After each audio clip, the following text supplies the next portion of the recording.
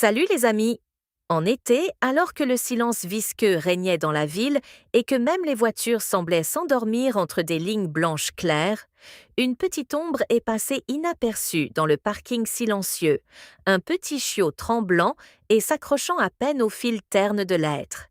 Il était couché dans l'ombre des structures métalliques encombrantes, perdu au milieu d'un océan de pneus et de reflets froids, si immobile, comme s'il se dissout dans l'asphalte chaud, absorbé par sa fatigue silencieuse.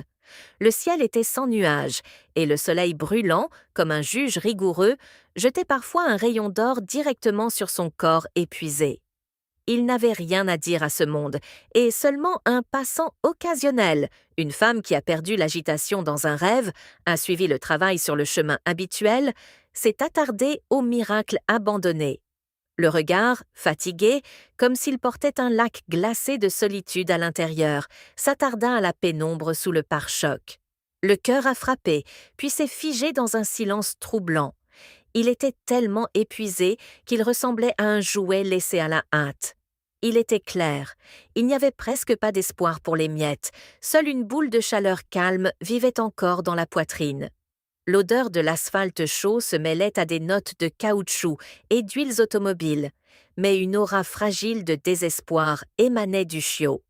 Dans la main tremblante de la femme, le téléphone s'est accroché.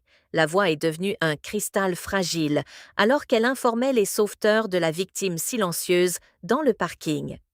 Lorsque l'aide est arrivée, le temps semblait s'étendre sur une toile criblée de désespoir. Le chiot était couché, enveloppé dans l'essence de sa propre tristesse indicible. La fourrure était confondue avec la boue de la rue. Des insectes aléatoires s'y enroulaient et les yeux étaient des puits sans fond de perte. Les sauveteurs ont enveloppé le bébé d'une couverture, prudente, comme si le toucher pouvait le briser définitivement. Ils pensaient qu'ils étaient peut-être en retard pour une courte respiration.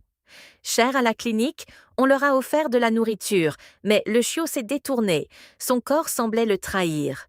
Les mouvements étaient lents, seuls les faibles échos de la vie y étaient lus.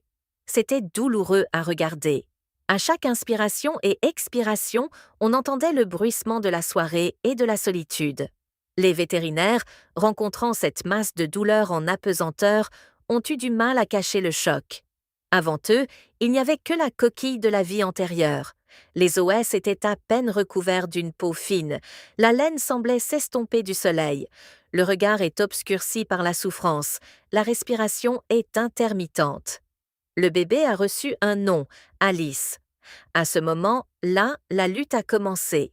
Chaque jour marchait sous le signe de la confrontation soin humain et nuit blanche, injection d'espoir et monologue silencieux au chevet.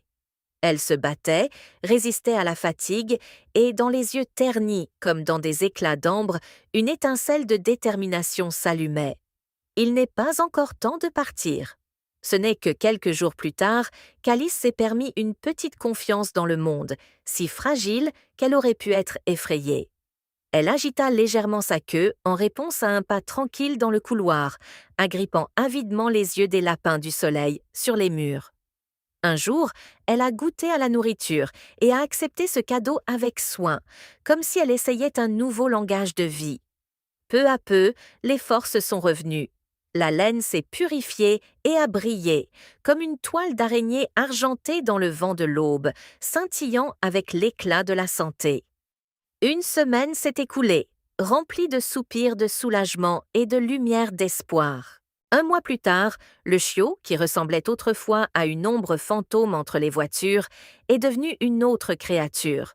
Son regard scintille, ses mouvements sont pleins d'élasticité. Elle s'amuse à explorer tous les coins du nouvel espace. Le nez humide dégage une odeur de pureté et de confiance. Des aboiements ludiques se répandent dans la clinique. Les parfums de la nourriture, le toucher des bonnes mains, le scintillement des lampes sous le plafond tout est tissé dans une nouvelle mélodie de la vie. La route d'Alice ne s'est pas arrêtée à ce miracle. Elle devait encore devenir la favorite de quelqu'un, trouver le même sentiment de maison. Les jours passaient et, comme les débordements de lumière sautent à travers le feuillage, la famille est finalement apparue, prête à lui donner la chaleur et les soins perdus, devenir son port. Dans cette nouvelle maison, Alice, recroquevillée sur ses genoux aimants, se sentait comme une particule du grand monde. Ses yeux se sont noyés dans une douce chorale de bonheur, le passé s'est estompé. Elle a jeté la douleur comme un manteau déchiré. Maintenant, la gratitude a glissé dans chaque mouvement. La gratitude pour la chaleur du cœur, pour la deuxième tentative, pour la lumière du matin. Ainsi, sa longue transformation s'est terminée. D'un fantôme à peine survivant parmi les voitures, Alice s'est transformée en un rayon de soleil, illuminant la vie de quelqu'un. Le nouveau jour l'a accueillie avec un vent doux et une promesse d'amour, rappelant « L'âme sauvée sait toujours apprécier la chaleur ».